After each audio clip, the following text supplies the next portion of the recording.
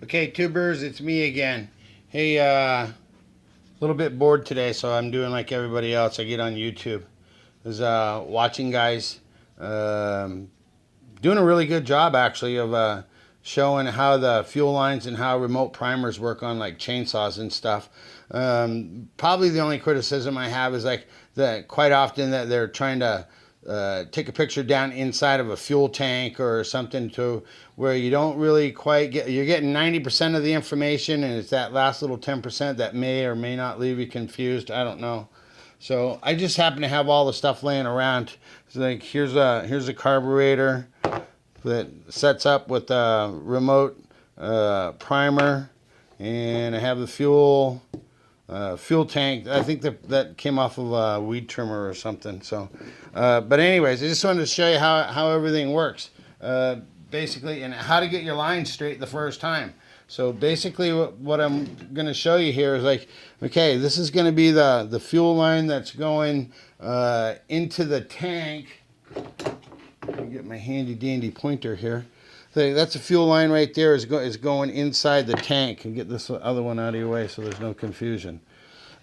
So that one goes into the tank and it comes over here. And when it goes to the carburetor, you're going to see that there's two different nipples or places to attach the fuel line. Okay, this over here is like, this is the pump side. Okay, and then that's the meter side. The meter side here is always the out. Okay, it's always the out. So you're going to take and go from the fuel filter, the fuel line, it comes into the pump side of the carburetor. Then you're going to attach the sucking aspect of the primer, which is, the magic actually happens. It sucks the gas through the carburetor up here, up, and then it dumps the extra fuel. I'll show you right here. Back into the tank. So that big old bowl is the tank. See how like when I squeeze that, you can actually probably see the air bubbles of the direction or the flow of the fuel. So the fuel is actually, the magic happens on that primer when it sucks it through the carburetor, and then it just dumps it all back in there. Okay? And then here's another quick little tip. See how I took and I cut that hose on such a shallow angle? That's for when you go to put it back into the tank, or maybe you're gonna try to replace your fuel lines. See if I can do this under pressure. You're just gonna take and stick it in that hole, push it down as far as you can, like that. And then if you have a pair of angle pliers, no, you can't see up in there that well, but a pair of pliers like this, you can reach right up there. See if we can't grab onto that.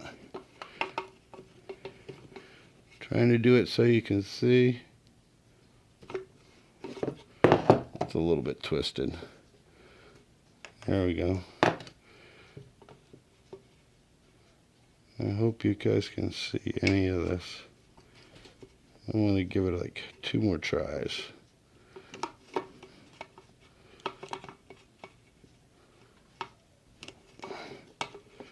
No, I can't get it. Anyways, that's how it goes. You just reach up in there. Can you see that piece just sticking around, wiggling around up in there? It's enough for you to grab onto with your pliers. Pull it through. And then any excess that you have, just trim it off. And that's it. The part that was down inside the tank.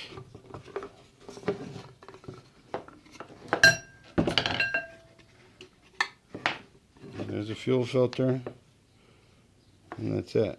So hopefully that helps you guys a little bit. Just remember, when it comes out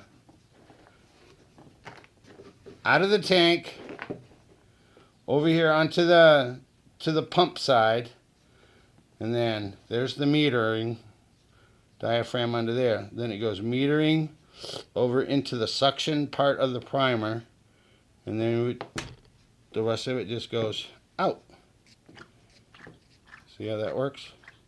Hope that helps you guys. Till the next one, thanks for watching. Leave me a comment. Oh, Zombie Dave, you're crazy. All right, we'll catch you on the next one. Bye.